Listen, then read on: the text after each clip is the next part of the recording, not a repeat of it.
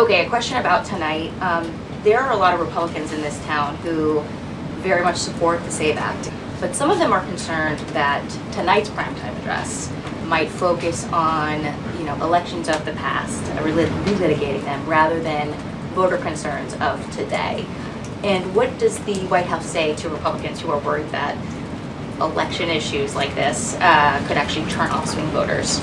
Well, a few things. I would encourage everyone to tune in tonight. I've seen a lot of reporting and frankly misreporting about what the president will say. I think the American people will be relieved to hear what they are hearing from the President of the United States and his commitment to transparency and the focus on the integrity of our elections tonight. I think all Republicans and Democrats should recognize this should be a nonpartisan issue. If we don't have safe and secure elections in our country, we cannot have a country. It is a vital part of our democracy, of our constitutional republic. The president will be speaking about that tonight. And in addition, at the very same time, of course, he is working on all of these economic issues that the American people have at home. You have this president to thank for the Trump accounts for our children.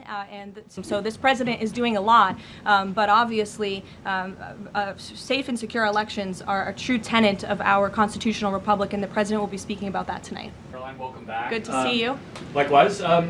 To the degree that this speech tonight is about elections past, not elections upcoming, the 2020 election has had dozens of recounts, lawsuits, audits. The 2024 election, widely believed to be safe and secure. There's not really any question about that. A lot of people look at this. Because it was too big to rig. Well, I think a lot of people look at this There's a and massive amount of votes for this president. That's why he's in the Oval Office right now. No one disputes that. And there were a significant amount of votes for Joe Biden, who won in 2020. I mean, I think the question is, why is the president unable to let this go?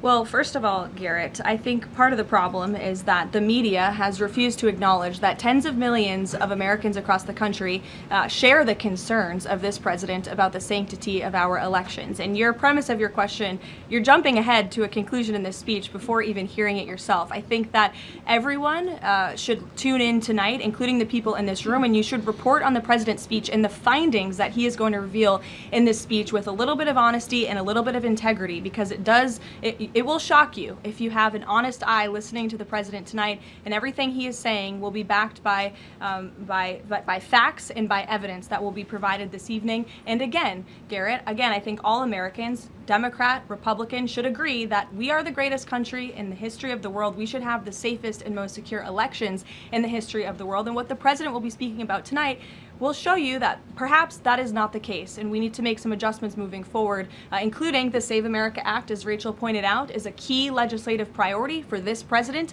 on Capitol Hill, and he wants to see all senators and members of Congress voting in favor of the Save America Act, because it's crucially important as we move forward.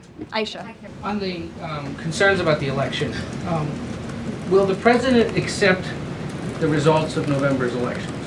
Look, Ed, you should tune into the president's speech tonight before you jump ahead to conclusions about what's actually in the speech. Again, I've seen a lot of reporting and misreporting about what the president will say.